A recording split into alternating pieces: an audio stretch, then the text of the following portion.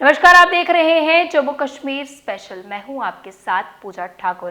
तो खबरों की शुरुआत करते हैं अमित शाह के 2 दिवसीय दौरे से। बता दें कि जम्मू कश्मीर के अपने 2 दिवसीय दौरे के दौरान केंद्रीय गृह मंत्री अमित शाह आज पाकिस्तान की गोलाबारी से प्रभावित हुए पुंछ जिले में पहुंचे, जहां पर उन्होंने नुकसान का जायजा लिया व पीड़ित लोगों से मुलाकात की।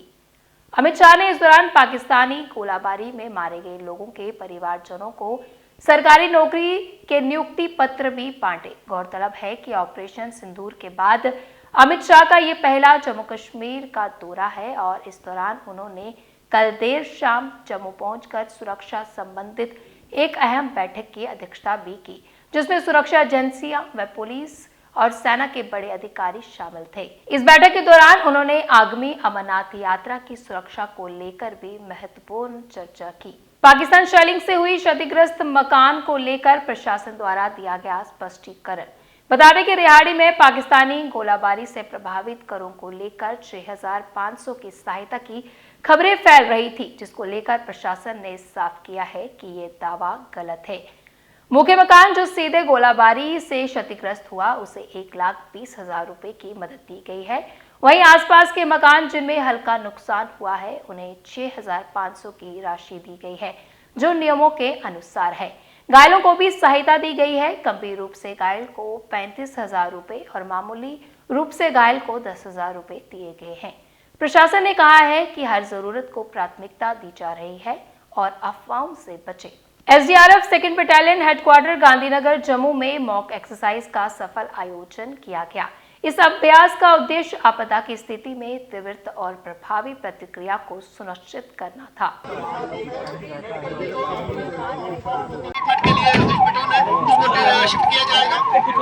हमारी फर्स्ट एड टीम के पास लेके जा रहे हैं।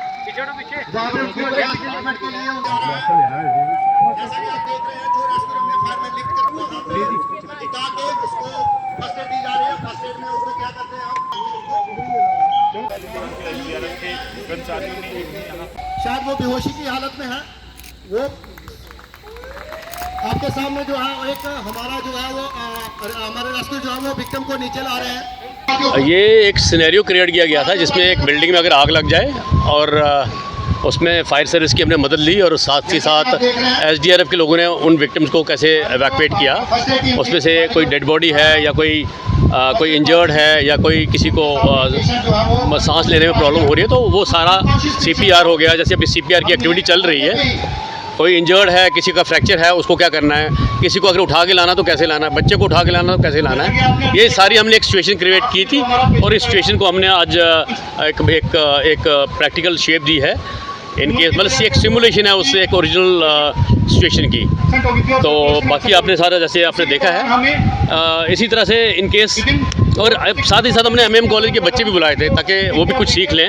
इनकेस ऐसी कुछ सिचुएशन होती है, अगर वो ट्रेंड है तो वो काम कर सकते हैं, और अगर कोई ट्रेंड नहीं है तो कम से कम civil defence, home guard, SDRF, fire service, कोई भी ऑर्गेनाइजेशन जो इस टाइप के सिचुएशन में काम कर रही है उनकी मदद कर सकते हैं। Thank you. कुछ कंडीशंस होती हैं सबसे पहले, लेकिन सबसे बड़ी बात यह है कि गर्मी का मौसम है, कहीं ना कहीं ऐसे इंसिडेंट हो सकते हैं। सबसे पहला कदम क्या रहेगा लोगों का? सबसे पहले ये रहता है कि जो लोग वहाँ आसपास के लोग हैं जो ये सब जानते हैं, उनको सबसे पहले उन्हीं को रिस्पॉन्ड करना है। इसी तरह से जैसे सिविल डिफेंस वॉलंटियर्स हैं, कहीं होम गार्ड वाले हैं, अगर कोई आसपास एसडीआरएफ वाले हैं, सबसे पहले वही रिस्पॉन्ड करेंगे। और बेटर तो ये रहता है कि जिन लोगों ने ये सीखा होता है, जैसे हम सिविलियन को सिखाते हैं, सबसे पहले वो रिस्पॉन्ड करेंगे, तब तक हमारी टीमें भी पहुंच जाएंगी। बदबूदार और टूटी सड़कें, खामोश दुकानें हमारे स्मार्ट सिटी की छवि। जहां एक और स्मार्ट सिटी के नाम पर करोड़ों रुपयों की योजनाएं बन रही हैं, वहीं जमीनी हकीकत कुछ और ही कहानी बयां कर रही है।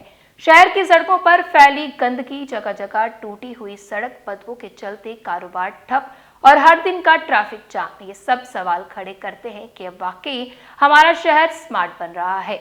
स्थानीय नागरिकों का कहना है कि टूटी हुई सड़कों के कारण आए दिन हादसे होते रहते हैं। जी, आपका नाम? करण दत्ता। करण, क्या कहेंगे, इतनी ज़्यादा बदबू है, मेरे से 2 मिनट भी खड़े नहीं रहा जा रहा। आप कैसे बिना मास्क के कैसे यहाँ पर खड़े? मैम, हम जब से इधर काम कर रहे तब से मैम इधर स्मेल है। हमने जेएमसी को बहुत बारी बोला इसको साफ़ करने के लिए मैम, लेकिन कोई मतलब कि कोई रिस्पॉन्सिबिलिटी लेने के लिए तैयार ही नहीं है। तो रोज़ सुबह स्मेल आती है, इधर बैठना भी मुश्किल हो जाता है, बाहर आके खड़े भी नहीं हो सकते। मैम क्या करें, हमारे हाथ में तो कुछ है ही नहीं ना आप मैम। क्या कहेंगे, आपको आदत हो चुकी है? मैम आदत हो चुकी है, और क्या मैम, सही में आदत हो चुकी है इतनी स्मेल की। रोज़ ही स्मेल आनी है, इतने सारे लोग खड़े हैं, सबको प्रॉब्लम है। एक तो इधर स्मेल की इतनी प्रॉब्लम, ऊपर से ये रोड सारी टूटी हुई है, ऊपर से यहाँ पे स्कूटर खड़ी करने की जगह नहीं होती, नीचे बस स्टैंड में इतनी बड़ी पार्किंग बनाई है, फिर भी गाड़ियाँ यहाँ पे खड़ी कर रहे हैं मैम। तो कितनी बार हादसे हो चुके हैं? मैम रोज़ ही कोई हादसा होता है मैम, कभी ऑटो उल्टा हो रहा है, कभी कुछ हो रहा है, कभी स्कूटर वाला गिरा है, रोज़ ही होता है मैम। तो पुलिस फोर्स भी साथ में, क्या लगता है उनके लिए भी कितना मुश्किल होता है? मैम उनके लिए मुश्किल तो है, लेकिन मैम कोई रिस्पॉन्सिबिलिटी नहीं लेता मैम।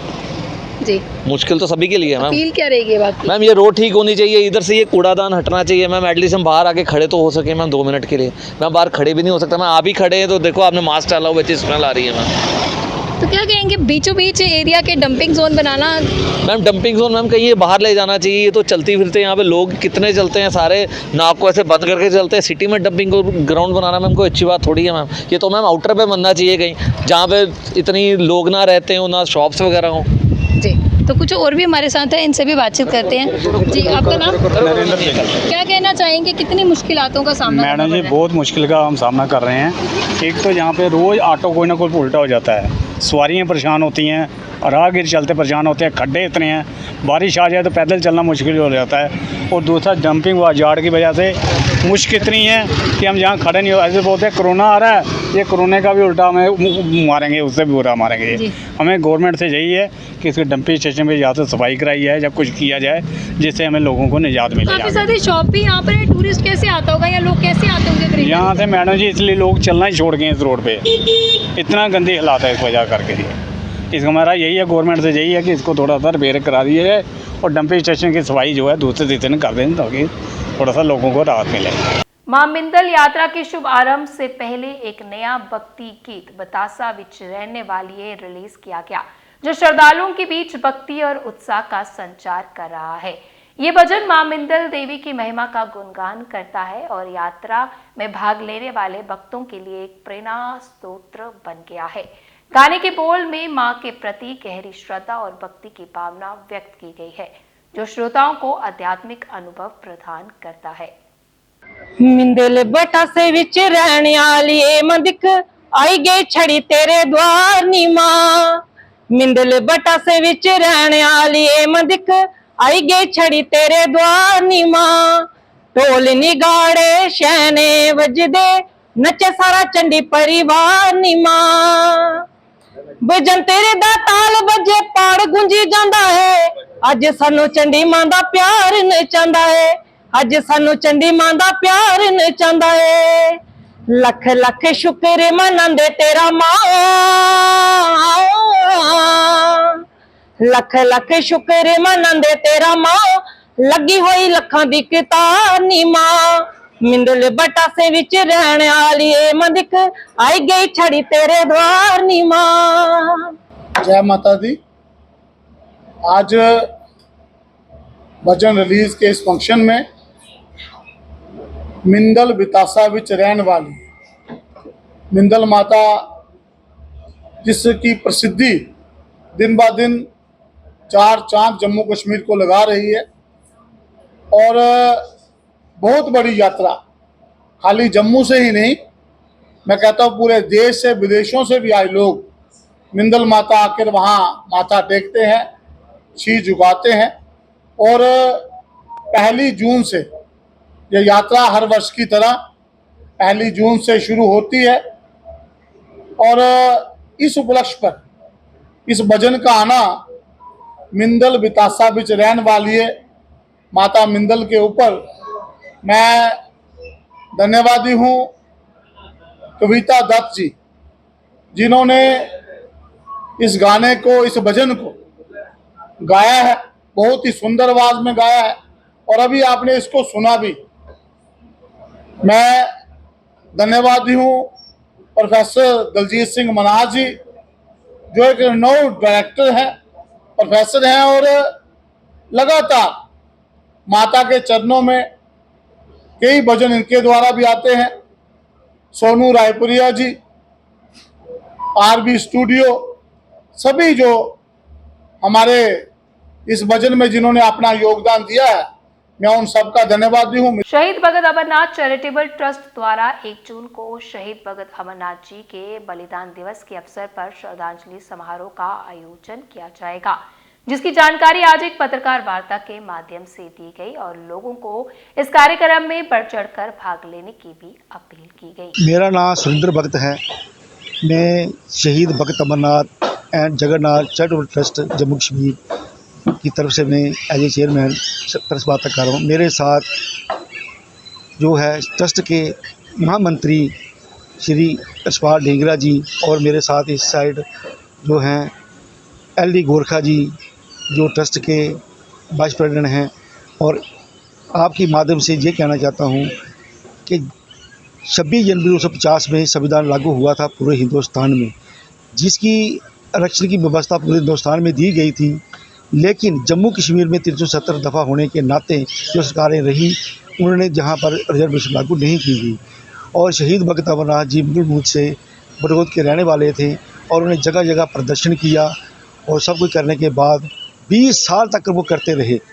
उनकी बात जब नहीं मानी गई और ये एजिटेशन जो है सारे जो समाज के लोग थे SC ST OBC और जितने भी लोग थे सारे एजिटेट करते थे।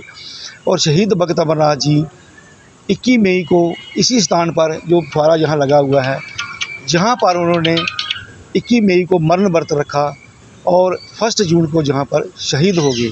शहीद होने के बाद उनकी डेड बॉडी को उठा के जहाँ पर शालामार हॉस्पिटल होता था SMG हॉस्पिटल वहाँ ले गए। इतनी दुनिया इकट्ठी हुई, फिर सारा उनको लेकर आए डेड बॉडी को और सेक्टर के जहाँ पर उन्होंने जो है रखाव प्रदर्शन किया। और इतना ज़बरदस्त प्रदर्शन हुआ कि सरकार ने माना कि हम आपको रिजर्वेशन देंगे। और 1970 के बाद जहाँ 20 साल के बाद जम्मू कश्मीर में रिजर्वेशन लागू हुई और रिजर्वेशन जो लागू होने के बाद जो है उसका दिन जो है शहीद होने के बाद उनका दिन जो है यहाँ पर मनाते हैं। इस पार्क का नाम जो है शहीद Bhagat Amarnath and charitable trust है। और जहाँ पर जो शहीद भगत अमरनाथ जी का बलिदान जो है 1 जून को एतवार के दिन जो जहाँ पर मनाया जा रहा है और हर साल की तरह जहाँ ये मनाते हैं। और जहाँ पर सुबह हवन यज्ञ होगा और उसके बाद श्रद्धांजलि वगैरह इनको दी जाएगी। और जितने भी हमारे बलात्कारियों के हैं जिन्होंने एजिटेशन में हिस्सा लिया था वो उनको सम्मानित वगैरह किया जाएगा। और उसके बाद जहाँ पर भोजन वगैरह भी रखा गया है वो भी दूर दूर से लोग आए होंगे उनके लिए और जहाँ भी जो जितने भी लोग आएंगे उनको करेंगे। और मैं थोड़ी अपनी तरफ से ये भी कहना चाहता हूँ कि जितने भी हैं हमारे समाज के लोग जिनको आरक्षण का फ़ायदा मिल रहा है आगे भी मिलेगा और सब लोगों ने जहाँ पर उनको साझी देने के लिए आना है। और मैं हाथ जोड़ के उनको विनती करता हूँ कि वो बढ़ चढ़ के जहाँ हिस्सा लें। और अब मेरे जो जनरल सेक्रेटरी हैं ये भी आपको कुछ बात रखेंगे। मैं यशपाल ढींगरा, जनरल सेक्रेटरी शहीद भगत अमरनाथ जी ट्रस्ट। हम आपके माध्यम से यही कहना चाहते हैं कि जो 1 जून को हम एक बलिदान दिवस जहाँ मना रहे हैं उस महाअनुभूति का, तो हमारे समाज के सभी समाज के लोग बढ़ चढ़ के आएँ और उनको श्रद्धांजलि दें। हम अपील करते हैं कि सबको आना चाहिए, क्या छोटा क्या बड़ा, क्या किसी भी जाति पाति या किसी भी समाज का वो आना चाहिए, क्योंकि ऐसी विभूतियाँ बार बार जन्म नहीं लेती हैं और उन लोगों ने संघर्ष किया है कौमों के लिए और कौमों को याद रखना चाहिए। हमारा यही सबसे अपील है कि वो 6 जून आके उनके श्री चरणों में अपना अपना श्रद्धांजलि दें। पर्यटन को बढ़ावा देने के लिए सोनमर्ग में राष्ट्रीय स्तर पर कार्यक्रम आयोजित। सोनमर्ग में एक महत्वपूर्ण पर्यटन विकास कार्यक्रम चल रहा है जिसमें देश भर से आए टूर ऑपरेटरों की भागीदारी देखी जा रही है। इस अवसर पर सांसद मियां अल्ताफ और जम्मू कश्मीर होटलियर्स एसोसिएशन के अध्यक्ष की विशेष उपस्थिति रही। इस पहल का उद्देश्य कश्मीर घाटी में पर्यटन को पुनर्जीवित करना और देश विदेश के पर्यटकों को आकर्षित करना है। स्थानीय होटल व्यवसायी और पर्यटन क्षेत्र से जुड़े अन्य हितधारक भी इस कार्यक्रम में सक्रिय भूमिका निभा रहे हैं, जिससे ये स्पष्ट होता है कि घाटी में पर्यटन को लेकर एक साझा प्रयास हो रहा है।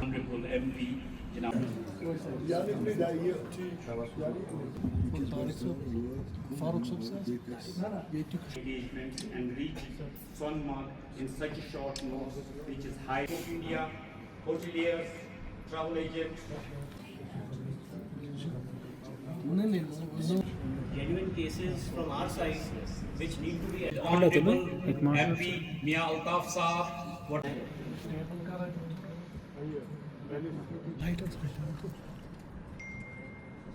And promote tourism once again. Thank you very much.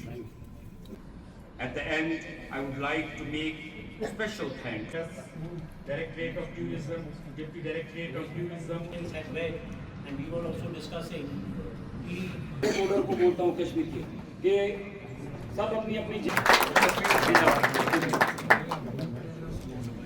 3 जून को खीर भवानी मंदिर में लगेगा मेला। श्रद्धालुओं के लिए किए जा रहे हैं विशेष इंतजाम। खीर भवानी मेले की तैयारियां जोरों पर हैं, जो कश्मीरी पंडित समुदाय का सबसे पवित्र धार्मिक आयोजन माना जाता है। ये मेला 3 जून को मध्य कश्मीर के गांदरबल के तुलमुला गांव में स्थित प्रतिष्ठित खीर भवानी मंदिर में आयोजित किया जाएगा। ये मंदिर देवी रागन्या को समर्पित है। हर साल हजारों श्रद्धालु यहाँ दर्शन के लिए आते हैं, खासकर वे कश्मीरी पंडित जो भारत के विभिन्न हिस्सों से यहाँ पहुँचते हैं। ये मेला उन विस्थापित कश्मीरी पंडितों के लिए भी विशेष महत्व रखता है, जो इसे अपने पहचान की पुनर्पुष्टि और अपने वतन से जुड़ाव का अवसर मानते हैं। श्रद्धालुओं की सुरक्षा सुनिश्चित करने के लिए मंदिर परिसर और आसपास के इलाकों में सुरक्षा व्यवस्था कड़ी कर दी गई है। मैं डिस्ट्रिक्ट एडमिनिस्ट्रेशन यहाँ के डी साहब का बहुत शुक्रगुजार हूँ, जिन्होंने आज तो 4 चांद लगे हुए। सच्चाई ये माँ के दरबार में बैठा हूँ, हर कोई व्यवस्था रखी है। यहाँ के लोगों का धन्यवाद करता हूँ। वो भी यहाँ पे दिन रात जो भी मेहनत चल रही है, यहाँ पे सब अच्छा चल रहा है। और मेरी यही लोगों से विनती है कि वो यहाँ पे आए। देखिए कि हमने सबसे बड़ी चीज़ है, माँ श्रीलंका से यहाँ पे आई है। जब राम रावण का युद्ध चला, राम जी ने हनुमान के ज़रिए इसको यहाँ भेजा। जब युद्ध ख़त्म हुआ तो उसके बाद राम जी ने हनुमान जी को कहा कि उसको लेके आ जाए वापस यहाँ पे। तो जब हनुमान जी यहाँ इस जगह पे पहुँचते हैं तो कहते हैं कि माँ ने मना किया, उसने कहा नहीं मैं यहाँ ही बैठूँगी। और उस टाइम पे रूप जब वहाँ पानी के रूप में उसको लाया यहाँ पे, तो यहाँ से दूध की धाराएँ निकलने लगी दूध के पेट से। और हर साल हम यहाँ देखते हैं दर्शन। और सबसे बड़ी चीज़ है माँ का जो भी आशीर्वाद है, माँ की जो सिग्नल रहेगी वो बहुत ही अच्छी रहेगी। लेकिन हमने भी थोड़ा बहुत कोशिश करनी चाहिए, क्योंकि अगर हम माँ को मानते तो हमें यहाँ पे आना चाहिए, इनके पास दर्शन कर, केवल दर्शन के लिए। मैं कहता हूँ दर्शन के लिए कम से कम यहाँ पे तो पहुँचो। कि जो हुआ बहुत ही गलत हुआ, ऐसा नहीं होना चाहिए। क्योंकि ये सारी चीज़ें मैं कहूँगा हम कश्मीरियों को देखनी पड़ेगी। हम यहाँ के लोग हैं, हमें आना जाना है यहाँ पे। ऐसी घटनाएं दोबारा ना हो, इसके लिए मैं भारत सरकार से भी निवेदन करता हूँ कि इसके लिए पूरी तरीके से वो ज़रा इसके और देखें क्या हो। लेकिन जो हुआ गलत हुआ, इससे बहुत बड़ा प्रभाव पड़ा। मैं जब कल मटन गया तो रास्ते में जो मटन के वहाँ पे भी लोग, वहाँ पे कोई नहीं है। श्रीनगर की सड़कें देख रहा हूँ, वहाँ कोई नहीं है। और इक्का दुक्का लोग जो है, मतलब जिस तरह, लेकिन देखिए दुआ में बल है, शक्ति है। और हम भी अपने तरीके से यहाँ दुआ करेंगे इस बारी कि नहीं अब दोबारा ऐसा ना हो, ताकि जो बाहर यहाँ पे आए हमारे पास कोई, क्योंकि कश्मीर मेहमान नवाजी में माना जाता है। और सबसे बड़ी चीज़ इसमें ना केवल फिर मुस्लिम, हम भी कश्मीरी पंडित भी हैं। अब देखिए कश्मीरी पंडित जो है वहाँ से, वो भी डर रहा है इस चीज़ के लिए, हम आए कि नहीं आए। तो मेरी यही विनती है कि हम माँ के पास हमें आना चाहिए। जो हुआ पहलगाम में वो बहुत ही गलत हुआ, ऐसा नहीं होना चाहिए था। कि माता खीर भवानी का एनुअल डे मनाया जा रहा है 1 जून से 3 जून तक। जहां इंतज़ामात की बात करें, यहाँ पे जिक्र करें, जहां सूबे इंतज़ामिया से लेकर डिस्ट्रिक्ट एडमिनिस्ट्रेशन, तहसील एडमिनिस्ट्रेशन, JNK धर्म ट्रस्ट के इंतज़ाम बहम रखे गए हैं। All line departments are on toes. सारे इंतज़ाम का जायज़ा लिया जा रहा है। सारे यहाँ पे लाइन डिपार्टमेंट्स के जो रिस्पॉन्सिबिलिटी अफसरान हैं वो भी यहाँ पे विज़िट कर रहे हैं, जिसमें फ्लड एंड इरिगेशन, यहाँ पे वाटर वर्क डिपार्टमेंट, PDD, यहाँ पे R&B, सारे लाइन डिपार्टमेंट्स यहाँ पे विज़िट कर रहे हैं। लाइन डिपार्टमेंट्स का यहाँ पे रिव्यू लिया जा रहा है, ताकि जो यहाँ पे टूरिस्ट्स आ रहे हैं, जो यहाँ पे कश्मीरी पंडित अपना दिन मना रहे हैं, उनको कोई तकलीफ़ों का सामना ना करना पड़े। और यहाँ के लोकल्स भी ईगर हैं कि कब हमारे मेहमान आए, हम उनके इस्तकबाल में रहेंगे। ये हमारी यहाँ पे रवायती रही है।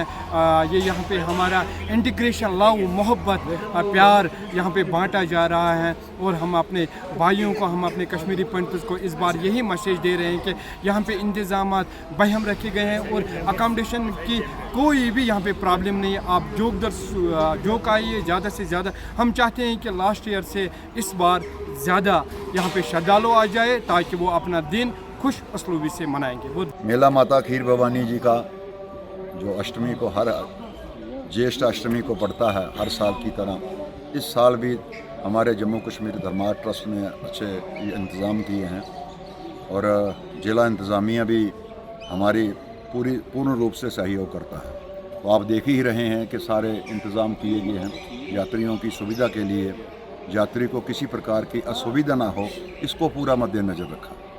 जो माता का अच्छी श्रद्धा रखते हैं, जो माता जिसको बुलाती है, ये कश्मीरी पंडितों भाइयों की ये कुल देवी है, वो अच्छा भाव रखते हैं, इसमें पूरा विश्वास रखते हैं क्योंकि उनकी कुल देवी है। हर साल एक ही दिन होता है जो इसका जन्म होता है भगवती का, तो वो पूर्ण रूप से आएंगे और श्रद्धा भाव से आएंगे। ऐसा कोई नहीं, ये सिर्फ लोग कह रहे हैं कि वो इस बार नहीं आएंगे। क्यों नहीं आएंगे? जो जिसके मन में श्रद्धा है, भगवती उसको बुलाती है, वो आएगा। सबसे ये विनम्र प्रार्थना रहेगी कि आप जैसे बढ़ चढ़ कर आते हैं ऐसे आइए। भगवती का हमारा सारा इंतज़ाम है मंदिर में, धर्मार्थ ट्रस्ट ने पूरे इंतज़ाम किए हैं। और आज हमारे युवराज विक्रमादित्य सिंह जी हैं जो हमारे ट्रस्टी हैं यहाँ के, वो खुद आ रहे हैं। हमारे प्रेसिडेंट साहब आए हैं कि 3-4 दिन से सब कैंप लगा रहे हैं इधर कि यात्रियों को कोई, और हमें सारे मुलाजमों को निर्देश दिए जा रहे हैं कि किसी प्रकार की कोई असुविधा ना हो, यात्री का पूर्ण रूप से सेवा करनी। तो हमारा शास्त्र का भी एक श्लोक है कि अतिथि देवो भव। ये जो यात्री होते हैं हमारे अतिथि हैं, तो ये हम इनको भगवान के समान इनकी इज्जत करते हैं और इनका सारी देख रेख हम ही करते हैं। तो आज के जम्मू कश्मीर स्पेशल बुलेटिन में इतना ही। फिर मिलेंगे इसी समय। मुझे दीजिए इजाजत। नमस्कार।